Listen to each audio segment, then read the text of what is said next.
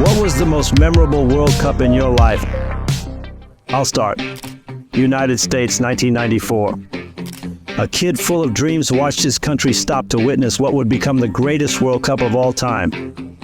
Right from the opening ceremony, the hosts showed they meant business. Diana Ross's iconic show, even missing a staged penalty kick with the goal falling apart. How can we forget Romanian Raj's stunning goal against Colombia? Or Balboa's beautiful bicycle kick in the USA versus Colombia match? That game was full of surprises, both good and bad. The USA's first World Cup win, leading to Colombia's early exit. Who can forget Romario speeding past two Cameroonians and chipping the keeper? The Russian Solenko became the Cup's top scorer with 6 goals, 5 against Cameroon alone, setting a record for most goals in a single match. This record stands to this day. In that same game, another record was set that will likely remain unbeaten. Cameroonian legend Roger Milla became the oldest player to score in a World Cup, a nod to Martin Dahlin's great header for Sweden, who'd become one of the Cup's sensations. Romario's clutch goal for Brazil's hard-fought draw against a strong Swedish team. The mighty Germany, defending champions, playing their first Cup after reunification, winning with a Klinsmann goal against debutants Bolivia. The Spain-Bolivia match marked by Pep Guardiola's goal, Bolivia's only World Cup goal ever. Klinsmann's comeback against South Korea, debutant Nigeria led by Amokachi steamrolling a hopeful Bulgaria, or the legendary Maradona wildly celebrating his stunning goal against Greece, or Carney's clone Diego scoring his and Argentina's second goal against Nigeria, which would be Maradona's final World Cup victory. We'll never forget the iconic scene of Maradona leaving the field hand in hand with the American nurse during the Nigeria game due to doping concerns. One of the most iconic scenes in world football history, or 3-time champion Italy, the eventual runners-up losing their opener to Ireland. Who can forget Italy beating Norway with 10 men, Dino Baggio's goal saving them from an early exit? Or the tightest group in World Cup history, all tied with Italy and Ireland advancing by just 1 goal over Norway. Who can forget Belgium's Prud'homme, voted best keeper, beating Holland in his debut? Or the Cup's most beautiful goal, Alderweireld's run from midfield past Belgium's defence, stopped only by Prud'homme's net. Until we'll never forget. An own goal, elimination, and suddenly gunshots. Andrés Escobar, 27, top Colombian defender, returns home after his team's first-round exit. 12 shots coldly narrated with cries of goal. Andrés Escobar is brutally murdered by a Medellin cartel on orders from crime bosses. Undoubtedly the costliest own goal in world football history. On the field, as it should be, the US qualifies for the round of 16 for the first time, eliminating Colombia. July 4th, American Independence Day. We'll never forget the celebration, the scorching heat, Leonardo's elbow, Brazil's struggle, and Romario's genius start. Bebeto gets the damn ball, breaking through the defense. Brazil's qualification was more than hard-earned. We'll always remember Dimitrescu's stunner against Argentina, and Maradona watching his team fall to Romania. Germany's legends Voller and Klinsmann dominating Belgium's Prud'homme. Bulgaria's legendary Stoichkov advancing on penalties against Mexico's iconic shortkeeper Jorge Campos. How can we forget Nigeria's upset, beating Italy until the 87th minute, when Baggio finally resurfaces in the World Cup? Like Paolo Rossi in '82, he takes the lead, showing why he was the world's best until then. 2 goals in 20 minutes, including extra time and a penalty, which would mark him for life at the end of this competition. The qualification for the quarterfinals was secured. Let's recall Romario's fancy footwork, Bebeto's cradle rocking, and the rocket against the Dutch in the quarters, with Spain's Luis Enrique bloodied by Tassotti's elbow. Bebeto deciding again late in the game against Spain. And who can forget Bulgarian Lechkov's header versus Germany, ousting the champs in an epic comeback? We'll always remember Sweden's set piece versus Romania, ending with Brolin's stunning goal. 2 Cup surprises played a thrilling match, 1 goal each in regular time, 2 more in extra time. Sweden advanced on penalties thanks to one of the Cup's best keepers, the impressive Thomas Ravelli. How can we forget Baja's 2 stunning goals in 15 minutes against surprising Bulgaria? Unlike the entire Cup, Italy attacks early and kills the game right from the start. Then, at the end of the first half, a penalty for Bulgaria. 𝒀𝒂𝒄𝒌 converts. This forces the Italian team to return to their defensive roots. They retreat, invite Bulgaria forward, and spend the entire second half defending. In the end, Italy reaches their first final in 12 years. How thrilling to see Brazil's team with Italy at the hotel before the Sweden semi-final. Even 30 years later, we still root for Romario's shot to go in. After beating 2 Swedes and the keeper, he gives a subtle touch. A Swedish defender appears from nowhere to clear the ball, making us even angrier at 𝒚𝒆𝒂𝒂𝒓𝒔, who blasts the rebound high and wide.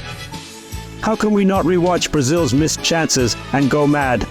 Probably the game where Brazil created the most chances in this World Cup. As time passed, nervousness gripped the boy and his family, just like the rest of Brazil. Who can forget Romario's iconic header, unexpectedly rising among the tall Swedish defenders? We'll always remember Romario waving Brazil's flag, jubilantly celebrating the final qualification after 24 hours. I remember the third-place match as if it were yesterday, a beautiful game. A great match between 2 of the World Cup's 3 biggest surprises, with the Bulgarian team led by Stojkovic finishing 4th after being thrashed by the Swedish side, including a fantastic goal from the dreadlock Larsson.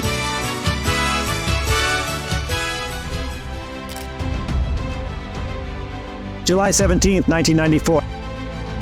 I remember it like yesterday. The place, the atmosphere, most people there since there were so many, the smell, the nerves, the tension.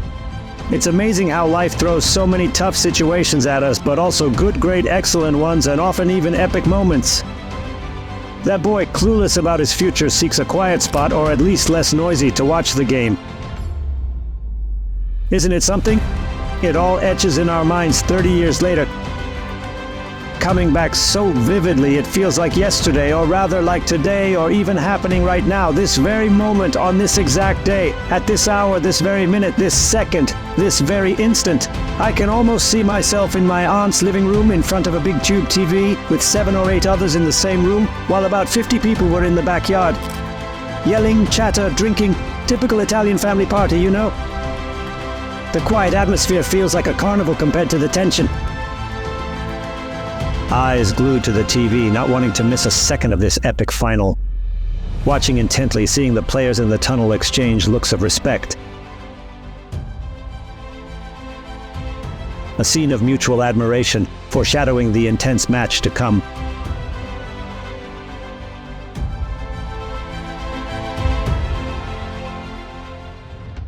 The whistle blows, and the game begins. Brazil attacks less than against Sweden, understandably so. After 24 years facing Italy's legends, Baresi, Maldini, Costa Curta, Dino Baggio, Pagliuca, Massaro, Donadoni. Brazil plays more cautiously. Under the scorching California midday sun, in peak summer heat, it's clear the US can organize but doesn't grasp soccer's nuances. Brazil creates more chances but fails to capitalize on them. On the other side, a battered Italy, with Baresi returning after 21 days from knee surgery during the World Cup. Baggio, unfit to play in the Cup, drags himself through the game. Yet they gave everything they could in that match. Baresi held off the powerful Brazilian attack as long as he could. Of the 3 good Italian chances, Baggio created 2. How can we forget 𝒂𝒂𝒂𝒂, a striker many thought shouldn't even be at the World Cup, who came on in extra time second half, challenging the Italians with such determination and conviction that he motivated and even intimidated many players on the field. Mauro Silva once commented, "We're on the field, exhausted in extra time, hellish heat." Then 𝒂𝒂𝒂𝒂 comes in full of courage, taking on the Italians. At one point we even thought, damn, 𝒂𝒂𝒂𝒂 might score the winning goal. And don't forget Cafu's 1-2 with Bebeto, crossing low to Romario, who beats Maldini but misses the goal. At that moment, I and all of Brazil shouted, "Goal!" Certainly the most glaring miss in the little guy's illustrious career. In one of the last plays, Baggio cleverly combines with 𝒂𝒂𝒂𝒓𝒔, but his physical condition leaves him without strength to finish properly, and then extra time ends.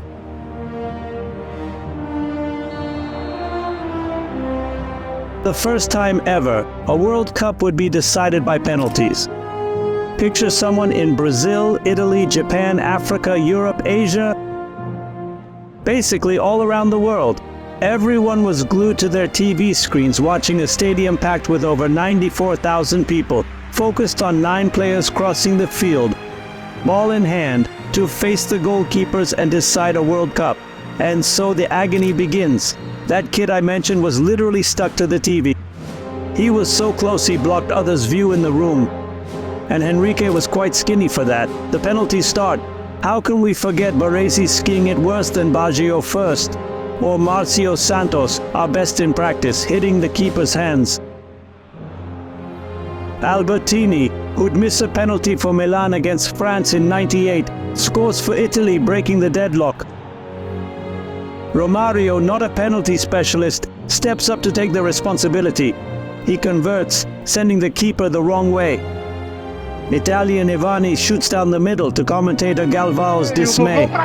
The right back, a veteran from '83, decides to change his approach at the last moment. Instead of his typical power shot, he opts to place it, aiming for the left corner. Amidst intense pressure and scorching heat, goalkeeper Taffarel's brilliance shines through.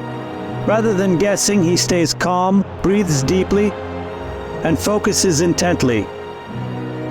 He waits for the striker to choose a side, then reacts to the ball. With that, Massaro, the striker who won the '82 World Cup with Italy, misses badly, failing to secure a second title. Brazil ties it 2-2 with a chance to take the lead. Dunga, fulfilling his role as captain, executes the penalty perfectly. Brazil takes the lead in the shootout. Now it's all up to Taffarel's hands or Baggio's feet.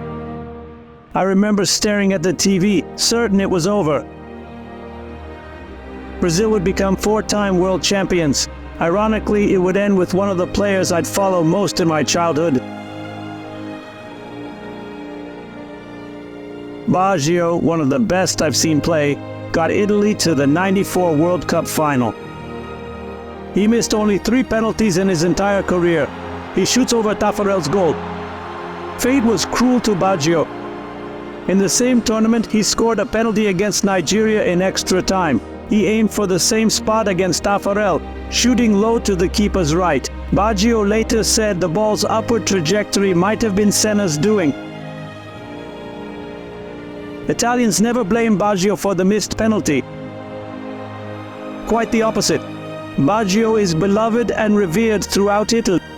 Even in Brazil, not just for giving them their 4th title, but as a fan of Senna and Brazilian football, he's respected in the country that caused his worst defeat.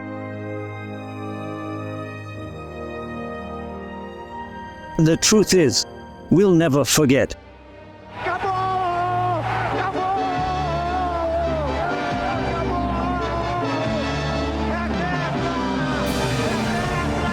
Brazil, 4-time world champions. Winning a World Cup changes everything, not just for players and staff, but for the entire nation. It brings new hope to the people. Though not on the field, people feel part of the journey, the struggle, and the triumph. Brazil, despite its potential and hard-working people, has never been a first world country. The 80s and early 90s were tough for Brazilians. High inflation, unemployment, savings seized, impeached president, economic changes brought uncertainty. Many were unsure about the future. Then, a month before the World Cup, a crash, the nation was devastated. We lost one of our greatest icons. Certainly, winning the '94 World Cup meant far more than other titles, beyond football, beyond just a sport. The 4th championship signaled Brazil's global resurgence, restoring confidence and self-esteem that had been badly shaken. A country rich in resources, producing much, yet the people see little benefit in return. A nation plagued by corruption and criminals, which sadly persists to this day, found in a national team in a World Cup, an escape valve, a joy, a feeling of happiness that had long been extinguished. That team, which many called defensive and unattractive, supposedly had no chance of winning. Interestingly, Europeans said just the opposite.